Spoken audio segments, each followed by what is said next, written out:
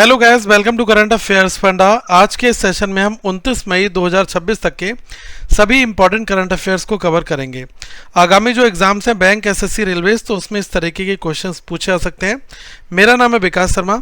शुरुआत करते हैं क्वेश्चन ऑफ द डे से। तो रामसर कन्वेंशन जो है वो मुख्य रूप से किस चीज़ से रिलेटेड है यहाँ पर, तो आपको बताना है Ramsar convention is mainly related to which of the following, जो desert conservation, wetland conservation, glacier protection और वाइल्ड लाइफ ट्रेड। तो आप सही जवाब बताइए कमेंट सेक्शन में। बहुत इंपॉर्टेंट क्वेश्चंस पूछा जाता है। रामसर साइट्स के बारे में भी कई सारे क्वेश्चन जो है वो यहाँ पर पूछे जाते हैं। According to the national family health survey 6, जिसको बोलते हैं NFHS 6, what is the current rate of institutional birth in India. मतलब कि जो राष्ट्रीय परिवार स्वास्थ्य सर्वेक्षण से है, इसके अनुसार भारत में जो संस्थागत जन्म है, इंस्टीट्यूशनल बर्थ है, उसकी दर बढ़कर कितनी हो चुकी है यहाँ पर। तो देखिए जो NFHS 6 है, इसकी रिपोर्ट में जो भारत की हेल्थ कंडीशन में काफ़ी ज़्यादा इंप्रूवमेंट यहाँ पर देखा गया है। पहले क्या होता था, आपने देखा कि जो दाई होती थी वो डिलीवरी करवाती थी और उस दौरान जो है काफ़ी ज़्यादा प्रसव पीड़ा होती थी और कई बार जो है जो माता है उनकी मृत्यु भी हो जाती थी। तो अब जो है काफ़ी आंकड़े इम्प्रूव हुए हैं और ज़्यादातर जो है डिलीवरी अब अस्पतालों में हो रही है, जो कि माँ और बच्चे दोनों की सेहत के लिए काफ़ी अच्छा है। तो अभी जो डेटा निकल कर आया है उसमें कहा गया कि 90.6% जो है वो ये बताया गया है कि अब इंस्टीट्यूशनल बर्थ जो है इतनी बढ़कर हो गई है। अब आपको बताना चाहूँगा कि पहले जो 19 और 21 का पीरियड था वहाँ पर 88.6 था, फिर बाद में ये और बढ़ा, तो लगातार जो है ये डेटा इंक्रीज़ यहाँ पर हो रहा है। अब आपको देखना है कि जो प्रेगनेंसी के दौरान मिलने वाली जो डॉक्टरी सलाह और जो चेकअप, जिसको बोलते हैं एंटीनेटल केयर, तो इसमें भी काफ़ी ज़्यादा बढ़ोतरी देखने को यहाँ पर मिली है। तो ये जो सर्वे है वो नेशनल फैमिली हेल्थ सर्वे 6 के साथ आया हुआ है और 715 जिलों के लगभग 6.79 लाख जो हाउस होल्ड्स हैं इनके ऊपर यहाँ पर हुआ है। और इस डेटा को देखकर इन्होंने कहा है कि जो फर्स्ट ट्राइमेस्टर में जो चेकअप होता है वो भी काफ़ी ठीक ठाक रहता है और उसमें ऐसा कहा गया है कि लगभग 76.2% लोग जो हैं वो यहाँ पर चेकअप करा लेते हैं। और आगे जो कॉन्टिन्यूटी ऑफ द केयर है तो उसमें भी जो प्रोपोर्शन है वो भी थोड़ा सा यहाँ पर इम्प्रूव हुआ है। तो ये आपसे पूछा जा सकता है क्योंकि ये हेल्थ से रिलेटेड क्वेश्चंस हैं और लगातार जो लोग हैं वो थोड़े से अवेयर हो रहे हैं और कहीं ना कहीं पर 90% से ज़्यादा जो डिलीवरी है वो अब अस्पतालों में यहाँ पर हो रही है। Which bank has been recently penalized by the Reserve Bank of India (RBI) for non-compliance with the Priority Sector Lending (PSL) norms? आपसे कहा गया कि आरबीआई ने अभी रिसेंट में कौन सी बैंक पर जो है जुर्माना लगाया है। क्यों लगाया है जुर्माना? क्योंकि जो प्रायोरिटी सेक्टर लैंडिंग के लिए जो नॉन कंप्लायंस है उससे रिलेटेड जो है यहाँ पर जुर्माना लगाया गया है। तो इन्होंने सिटी यूनियन बैंक जो है इसके ऊपर अभी जुर्माना लगाया है और ये जो जुर्माना है वो 10 लाख रुपए का है। 10.10 लाख का जो जुर्माना है वो सिटी यूनियन बैंक लिमिटेड इसके ऊपर यहाँ पर लगा है। और बैंक ने छोटे किसानों से लोन पर बहुत ज़्यादा फालतू के चार्ज लिए हैं। तो इसी सिलसिले में जो ज़रूरी डेटा है वो सही जगह रिपोर्ट नहीं किया गया। और इसके अलावा आरबीआई ने 2 और कंपनियां हैं जिसका नाम है नेवा इन्वेस्टमेंट और जो मिंटिफी फिनसर्व है, ठीक है, तो इनको ऊपर भी जो थोड़ा सा जो है जुर्माना लगाया है। इसके ऊपर 2.7 लाख का है और इसके ऊपर 3.10 लाख का है for various governance and the KYC compliances lapses. तो यहाँ पर जब किसी तरीके का कोई केवाईसी कंप्लायंस लैप्स करता है तो उस सिचुएशन में जो है बैंक रिस्पॉन्सिबल होती है और आरबीआई की बहुत ही कठोर वार्निंग के बावजूद भी अगर ऐसा कुछ पाया जाता है तो वहाँ पर जुर्माना जो है वो लगाया जाता है। तो यहाँ पर आपको बताऊंगा कि जो मनी मार्केट है उसका रेगुलेटर जो है वो रिजर्व बैंक ऑफ इंडिया है। तो बैंक ने पेनलाइज किया है और जो एनबीएफसीज हैं इनमें नेवा इन्वेस्टमेंट और मिंटिफी फिनसर्व इनको यहाँ पर पेनलाइज किया है। क्यों? क्योंकि लगभग 25,000 रुपये तक के जो कृषि लोन पर नियम के खिलाफ जो है वो चार्ज इन्होंने यहाँ पर लगाया, इस वजह से जो है ऐसा यहाँ पर किया गया। ठीक है, तो ये जो है डेटा आपके लिए इम्पॉर्टेंट यहाँ पर रहेगा। हाल ही में भारत और दक्षिण कोरिया के बीच में व्यापक आर्थिक साझेदारी समझौते CEPA के उन्नयन के लिए किस दौर की वार्ता आयोजित की गई? Which round of the talk was recently held between India and South Korea to upgrade the comprehensive economic partnership agreement, जिसको बोलते हैं CEPA। तो इसमें आपसे पूछा गया है कि अभी रिसेंट में भारत और दक्षिण कोरिया के बीच में जो CEPA के लिए जो है कौन से दौर की जो वार्ता है वो यहाँ पर आयोजित की गई है। तो ये जो है लगभग 12th राउंड की जो है वार्ता यहाँ पर हुई। एक्चुअली हुआ क्या, भारत और जो साउथ अफ्रीका है इन्होंने अपने पुराने ट्रेड एग्रीमेंट जो CEPA है इसको बेहतर बनाने के लिए दिल्ली में जो है ये लगातार इन्होंने 12वीं बार बातचीत यहाँ पर की है। ठीक है, तो इस वजह से ये चीज़ जो है चर्चा में भी थी और इस बातचीत का जो है मुख्य मकसद यही था कि दोनों देशों के बीच जो व्यापार का जो बैलेंस बिगड़ा हुआ है, यानी जो भारत का घाटा बढ़ रहा है उसे जो है वो कहीं ना कहीं पर ठीक किया जाए। तो ये जो है काफ़ी इम्पोर्टेंट यहाँ पर है। तो दोनों देश जो है अब डिजिटल व्यापार और जो सप्लाई चेन है ऐसे नए क्षेत्रों में मिलकर साथ काम करने के लिए खास ग्रुप बनाने का जो है वो इन्होंने यहाँ पर फैसला किया है। तो अभी ये जो 25 से 27 मई के बीच में जो है ये लोग दिल्ली में यहाँ पर मिले थे और जो सबसे पहले जो ये CEPA है, ये सबसे पहली बार जो CEPA है ये साइन हुआ था 2009 में और 2010 में 1 जनवरी 2010 से जो है ये लागू हुआ था। ठीक है, तो अगर आपसे पूछा है कि कब ये साइन हुआ तो CEPA वाज साइंड इन 2009 और officially come into the force on January 1, 2010। ठीक है, तो ये यहाँ पर आपके लिए डेटा थोड़ा सा इम्पॉर्टेंट रहेगा।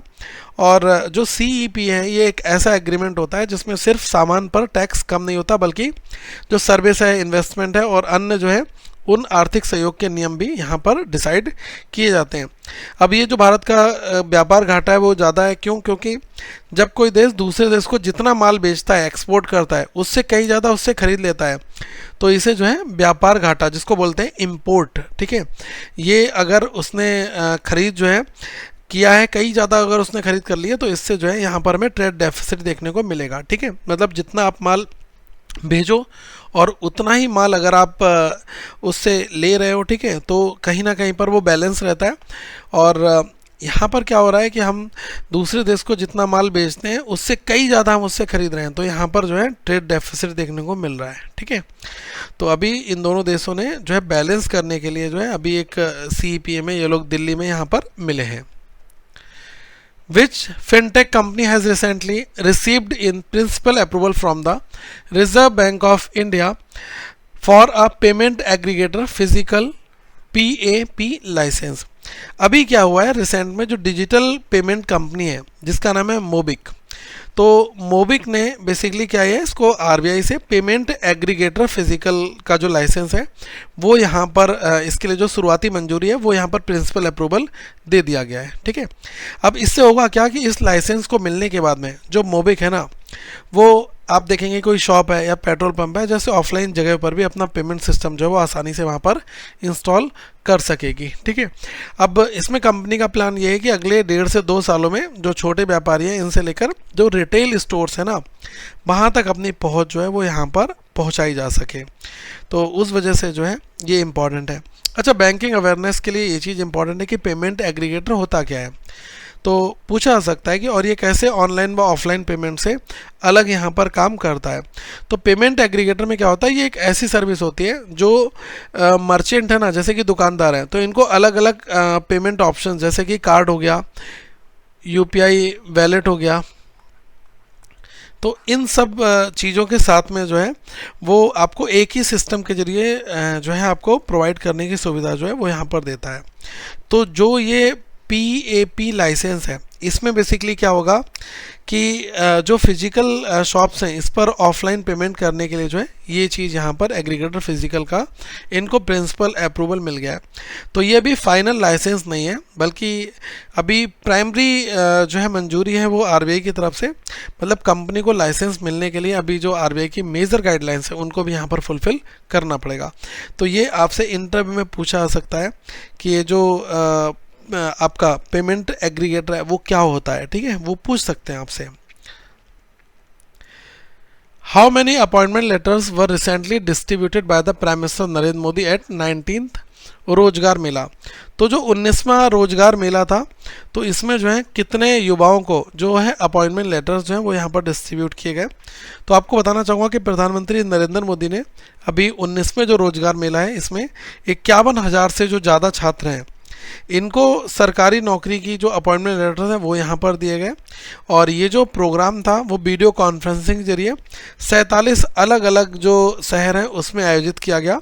तो ये जो नए रिक्रूट्स हैं इसमें जो है रेलवे है आपका, और डिफेंस है, बैंकिंग है, हेल्थ है, एजुकेशन है, तो ऐसे जो है महत्वपूर्ण जो सरकारी विभाग हैं तो इसमें काम करने वाले लोगों के लिए यहाँ पर जो है एक अपॉइंटमेंट लेटर जो है वो यहाँ पर प्रोवाइड किया गया है। ठीक है, तो गोल यही है कि जो विकसित भारत 2047 का जो लक्ष्य है उसमें इन युवाओं को सरकारी नौकरी देकर भारत के विकास में जो है वो शामिल यहाँ पर करना।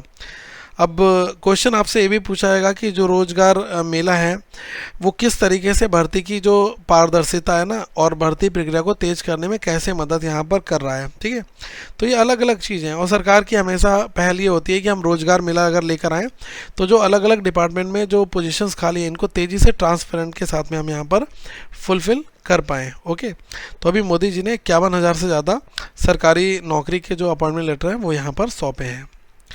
Which country has recently become the 26th member nation of the International Big Cat Alliance IBCA?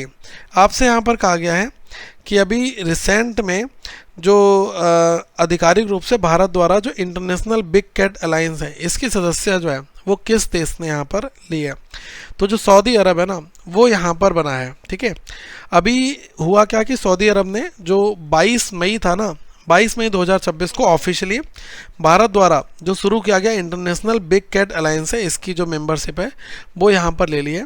और क्वेश्चन आपसे पूछा जाएगा कि Saudi Arab is the first country from the Arabian peninsula to join this alliance. ठीक है, तो ये जो गठबंधन है वो दुनिया की 7 प्रमुख बिग कैट प्रजातियों के संरक्षण के लिए जो है एक इंटरनेशनल फोरम है, और सऊदी अरब के जुड़ने से जो है इस अलायंस का दायरा जो है वो बेस्ट एशिया तक यहाँ पर फैल गया है।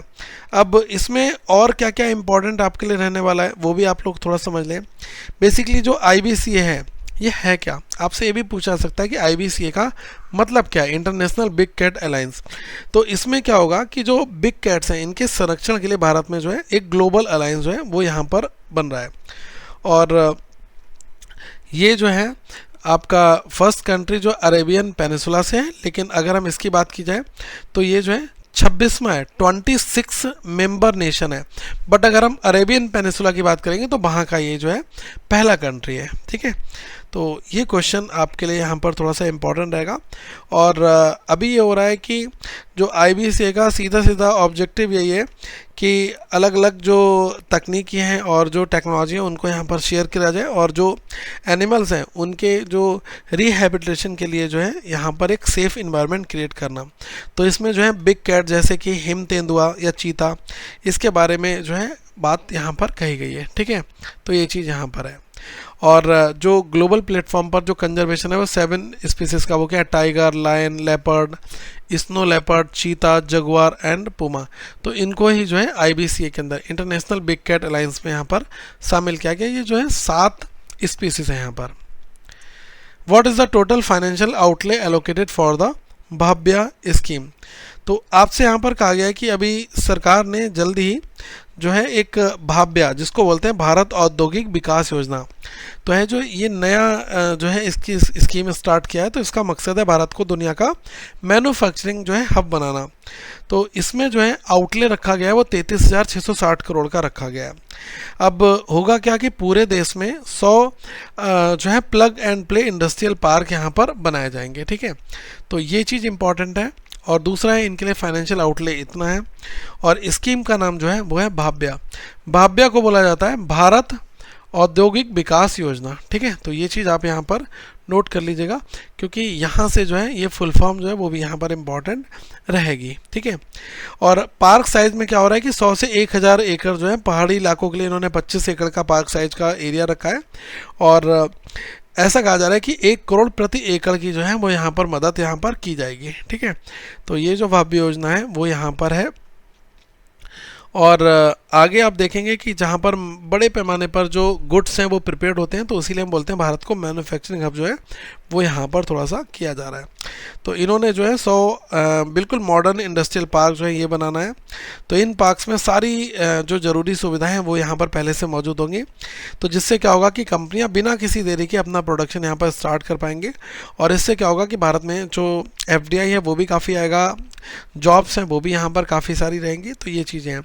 तो ये आपने देखा नहीं कि जगह जगह पर जो IT पार्क्स बनते हैं, तो ये नहीं कि ये वॉक करने के लिए आपको पार्क बना रहे हैं, ये सब क्या है कि एक मॉडर्न इंफ्रास्ट्रक्चर डिज़ाइन होगा जहाँ पर बड़े बड़े टावर्स होंगे, कॉमर्शियल ऑफिस स्पेसेस होंगे, सारी फैसिलिटीज़ होंगी ताकि कंपनी आए और वहाँ पर अपना ऑपरेशन स्टार्ट कर पाए। 2025-26 premier league player of the season के रूप में किसे जो है नामित यहाँ पर किया गया है? Who has been named as the 2025-26 premier league of the season. तो अभी क्या है बेसिकली जो मैनचेस्टर यूनाइटेड के कैप्टन हैं इनका नाम है ब्रूनो फर्नांडिस, ठीक है। तो ब्रूनो जो फर्नांडिस है इनको 2025-26 का जो premier league player of the season जो है वो यहाँ पर चुना गया। अब इस सीजन में इन्होंने अपनी टीम के लिए बहुत बढ़िया खेल दिखाया और जो UEFA चैम्पियंस लीग जो है इसको दिलाने में भी जो है बड़ी मदद इन्होंने यहाँ पर की है, ठीक है।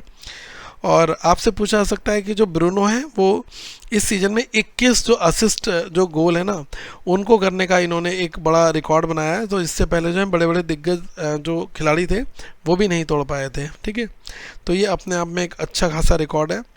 और आप इस न्यूज़ को ऐसे ले सकते हैं, देखो असिस्ट किसको बोलते हैं, क्योंकि इन्होंने असिस्ट के तौर पर जो है किया है। तो असिस्ट का मतलब होता है जब कोई खिलाड़ी गोल करने के लिए जो है लास्ट में पास देता है, तो इसको यहाँ पर जो है असिस्ट बोला जाता है। जैसे असिस्टेंट नहीं होता है आजकल, आपने देखा होगा, तो उसकी मदद करते हैं, तो असिस्ट भी यहाँ पर यही काम यहाँ पर करते हैं, ठीक है। तो ये चीज़ आपके लिए यहाँ पर क्वेश्चन के फॉर्मेट में यहाँ पर बन सकती है। तो ये देख लीजिएगा यहाँ पर। और 21 असिस्ट जो है वो एक सिंगल सीजन में जो अपने आप में है, okay. The Viksit Bharat guarantee for the Rozgar and Ajeevika mission Gramin act 2025 जिसको बोलते हैं BBG RAM G bill replace which of the following schemes.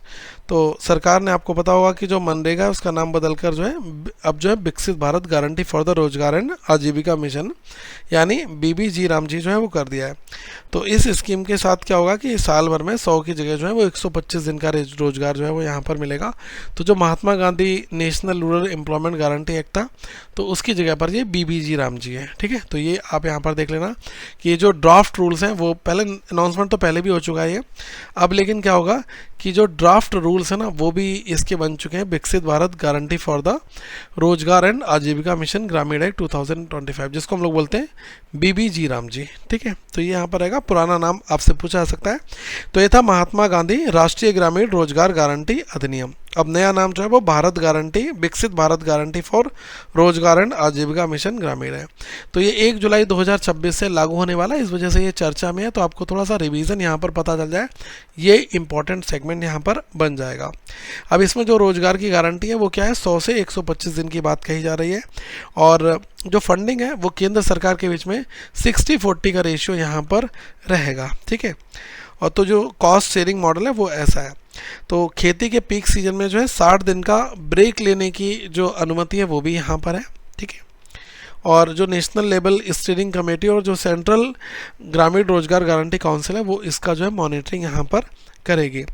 अब आपने ये भी देखा होगा कि जो 125 दिन की गारंटी और खेती के दौरान जो ब्रेक है ना, ये दोनों भारत की अर्थव्यवस्था में जो है थोड़ा सा सुधार ला सकते हैं। इस वजह से इन्होंने ऐसे ऐसे ऑप्शंस यहाँ पर रखे हैं। अब ये जो 60-40 का रेशियो, इसमें क्या होगा कि 60% पैसा जो है वो केंद्र सरकार देगी और 40% जो है वो राज्य सरकार को यहाँ पर उठाना पड़ेगा, ठीक है। और यहाँ पर आप देखेंगे कि जो विकसित ग्रामीण पंचायत प्लान्स हैं तो इसमें गांव के स्तर पर ही जो अलग अलग डेवलपमेंट की जो स्कीम्स हैं उनको यहाँ पर बनाना, जिससे काम की ज़रूरत और जो प्राइमरी लेवल पर जो लोग हैं वो खुद यहाँ पर तय कर सकेंगे। तो ये चीज़ यहाँ पर है। Which individual has been approved by the Reserve Bank of India as the part time chairman of the Federal Bank. तो अभी क्या हुआ है कि RBI ने जो है फेडरल बैंक का नया पार्ट टाइम चेयरमैन जो है वो नियुक्त किया है और इनका नाम है एलियास जॉर्ज, ठीक है। अब इनका जो कार्यकाल है वो पूरे 3 साल का यहाँ पर रहेगा, ठीक है। तो इनकी मंजूरी यहाँ पर मिल चुकी है। अब इनका टेन्योर 3 इयर्स का होगा। और जो एलियास जॉर्ज हैं ये 1982 बैच के एक रिटायर्ड आईएएस ऑफिसर हैं और इनके पास जो गवर्नमेंट सर्विस का है वो एक बड़ा एक्सपीरियंस यहाँ पर है। ठीक है, तो ये चीज़ यहाँ पर रहेगी आपके लिए। और अगर इनकी बात की जाए तो अभी इनको पार्ट टाइम चेयरमैन तो बनाया जा चुका है और पहले से भी ये बैंक के इंडिपेंडेंट डायरेक्टर थे। तो फेडरल बैंक जिसका हेड ऑफिस जो है वो कहाँ पर है, तो ये केरला में है। ठीक है, अलुवा केरला में इसका जो हेड क्वार्टर है वो यहाँ पर है। ठीक है, और अगर बात की जाए इसकी तो ये अपनी नराई बैंकिंग और जो रिटेल सर्विसेज है इसके लिए बहुत ज़्यादा फेमस है। और ये जो अपॉइंटमेंट हुआ है ये फ्यूचर में आप देखेंगे गवर्नेंस और मैनेजमेंट जो है उसके लिए काफ़ी सार्थक साबित हो सकता है। What is the total value of the allotment letters recently distributed by the UP government for development in the Ida region? देखो ईडा इसलिए हम क्यों बोलते हैं क्योंकि जो यमुना एक्सप्रेस वे वाला जो रीजन है उसको ईडा बोलते हैं। ठीक है, तो यहाँ पर total value of the allotment letters जो है वो यहाँ पर डिस्ट्रीब्यूट किए गए। तो उत्तर प्रदेश की सरकार ने 5000 करोड़ से ज़्यादा के जो अलॉटमेंट लेटर्स हैं वो यहाँ पर दिए। और ये जो नए इंडस्ट्रियल प्रोजेक्ट्स हैं तो इसके लिए इन्होंने अलॉटमेंट लेटर दे दिए। तो इसमें क्या होगा कि ये जो प्रोजेक्ट है ना वो सोलर एनर्जी, इलेक्ट्रॉनिक्स, रेलवे और आईटी जैसे अलग अलग सेक्टर्स में काम करेंगे। इससे पहले करीब जो है 12000 लोगों को जो है वो यहाँ पर इससे जो है रोज़गार भी मिलेगा इस पहल से। और जो लोकल लेवल पर जो यूथ हैं इनको काम करने का यहाँ पर प्रायोरिटी लेवल पर जो है दिया जाएगा मौका। ठीक है, तो ये जो Yamuna expressway industrial development authority है तो उसने जो है ये किया है 5000 करोड़ से ज़्यादा का यहाँ पर जो वो है वो यहाँ पर किया है। ठीक है, और आप देख पाएंगे लगभग 12000 डायरेक्ट और इनडायरेक्ट जॉब्स जो हैं वो यहाँ पर क्रिएट हो सकती हैं इससे। और क्वेश्चंस आपसे अलग अलग तरीके से पूछे जा सकते हैं कि हाल ही में उत्तर प्रदेश सरकार ने किस क्षेत्र में 5000 करोड़ के जो औद्योगिक प्रोजेक्ट हैं इनके अलॉटमेंट लेटर जो है वो जारी किए गए। तो यह है येडा, Yamuna express industrial development authority. अब आपको थोड़ा सा मैं बेसिक चीज़ बताना चाहूँगा। एक्चुअली क्या है कि जो एनसीआर रीजन है, ठीक है, जिसको बोलते हैं नेशनल कैपिटल रीजन, तो इसमें अगर आप देखोगे तो ये अगर आपका दिल्ली है तो दिल्ली से आप थोड़ा सा इधर आओगे नोएडा। ठीक है, अब नोएडा को इन्होंने काफ़ी डेवलप कर दिया तो नोएडा से इधर उठाकर इन्होंने बना दिया एक ग्रेटर नोएडा। ठीक है, अब ये ग्रेटर नोएडा है। अब ग्रेटर नोएडा से थोड़ी सी दूरी पर जो आगरा वाली रोड है ना तो उस पर इन्होंने बना रखा है यमुना एक्सप्रेस वे। ठीक है, यमुना एक्सप्रेस वे। यहाँ पर बड़ी टॉप लेवल की यूनिवर्सिटीज़ हैं, गौतम बुद्धा यूनिवर्सिटीज़ है, गलगोटिया यूनिवर्सिटी यहीं पर है जो काफ़ी चर्चित थी। तो यहाँ पर जो यमुना अथॉरिटी है वो काफ़ी ज़्यादा डेवलपमेंट कर रही है। और सुना ये भी जा रहा है कि आप आने वाले समय में देखेंगे कि जो यहाँ पर एक फेमस जगह परी चौक, ये परी चौक जो है यहाँ का सेंट्रल पॉइंट है ग्रेटर नोएडा का। तो यहाँ से जो रास्ता पूरा आगरा तक जाता है यमुना एक्सप्रेसवे के थ्रू, तो आने वाले टाइम पर पूरी एक मेगा सिटी प्लान की जा रही है जो बहुत बड़ा मेगा प्रोजेक्ट भी यहाँ पर रहेगा। Under New Zealand's growth golden visa program, what percentage of the total investment can now be directed towards the philanthropic donations? तो यहाँ पर कहा गया है कि न्यूजीलैंड ने अपना जो गोल्डन वीज़ा प्रोग्राम है इन्वेस्टर रेजिडेंसी, तो इसमें जो है एक नया बदलाव इन्होंने यहाँ पर किया है। तो अब इनका ये कहना है कि जो लोग ग्रोथ कैटेगरी के तहत जो है न्यूजीलैंड में निवेश करेंगे तो वे अपने निवेश का 20% यानी 10 लाख जो न्यूजीलैंड डॉलर है इस तक चैरिटी या पर्यावरण से जुड़े कामों में दे सकेंगे। तो यहाँ पर इन्होंने जो है ये एक नया अपना जो वीज़ा प्रोग्राम था उसमें इन्होंने बदलाव किया है। सीधा सा इनका ये कहना है कि ग्रोथ कैटेगरी के तहत जो है न्यूजीलैंड में निवेश करोगे तो वो अपना 20% हिस्सा यानी 10 लाख न्यूजीलैंड डॉलर तक जो है चैरिटी या पर्यावरण से जुड़े जो कि फिलैंथ्रोपिक एक्टिविटीज़ हैं उसमें ये दे सकेंगे।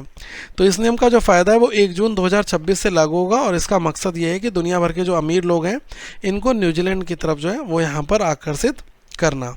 ठीक है, अब इन्होंने जो है ये जो चेंजेस किए हैं ये देखते हैं आने वाले टाइम पर क्या होगा, क्योंकि ये एक ऐसी स्कीम है जिसमें अमीर लोग जो है वो देश की अर्थव्यवस्था में बड़ी रकम जो है निवेश करते हैं। इसको golden visa residency by the investment बोलते हैं। तो इसमें क्या होता है कि इसके बदले जो है आप देश में उस देश में रहने के लिए जो है वो आपको राइट्स मिल जाते हैं, तो ये अधिकार आपको उस देश में मिल जाता है। अब जो हाई नेट वर्थ इंडिविजुअल्स हैं जिसको बोलते हैं HNWI।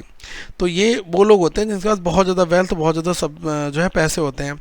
और जो फिलैंथ्रोपिक एक्टिविटीज़ होती हैं वो ये होती हैं कि जैसे आपने समाज की भलाई के लिए, स्कूल के लिए, या फिर कोई चर्च के लिए, या फिर आपने पर्यावरण की भलाई के लिए कुछ भी जो है आपने दान या चैरिटी जो है वो आप चला रहे हो, तो इसके लिए जो है इन्होंने थोड़ा सा यहाँ पर चीज़ें चेंजेस की हैं। तो अब 1 जून 2026 से जो इनका गोल्डन वीज़ा प्रोग्राम है, तो इसमें एक इन्होंने मेजर चेंजेस किया है। तो अब जो मैंट्री इन्वेस्टमेंट है वो अपने एक बड़ा हिस्सा जो है वो पर्यावरण के लिए जो है वो खर्च कर सकते हैं। तो ग्रोथ कैटेगरी के तहत जो है इसमें 5 जो मिलियन न्यूजीलैंडन डॉलर जो है इसका निवेश करने वाले लोग जो है अब $1 मिलियन जो न्यूजीलैंड का है उस तक दान यहाँ पर कर सकते हैं। तो इनका ये कहना है कि अब आने वाले टाइम पर जो ग्लोबल लेवल पर जो अलग अलग निवेशक हैं, जो इन्वेस्टमेंट करने वाले लोग हैं, तो इनको जो है ध्यान यहाँ पर आकर्षित करना और इनको अपने देश में यहाँ पर लेकर आना, ये यहाँ पर गोल्डन वीज़ा में रहेगा। ठीक है, तो ये थे आज के क्वेश्चंस और ये 5 क्वेश्चंस आपके लिए, आप इनका आंसर कमेंट सेक्शन में दीजिएगा। ये 5 क्वेश्चंस मैंने आपके लिए रखे हुए हैं, इनका रिप्लाई जरूर करेगा। और ये लास्ट टाइम जब मैंने पूछे थे तो ये थे, आप लोग मैच करा लीजिएगा। एंड वेल डन जिन्होंने सही आंसर दिया, thank you very much guys. और आगे हम लोग फिर मिलेंगे, और अगर आपका कोई डाउट है तो प्लीज़ ज़रूर पूछेगा। हमारा जो डेली, वीकली, मंथली सब कुछ है वो आपको एक ही प्लेस पर मिल जाएगा। आगे हम लोग फिर मिलेंगे। Thank you very much, have a good day to all of you once again guys.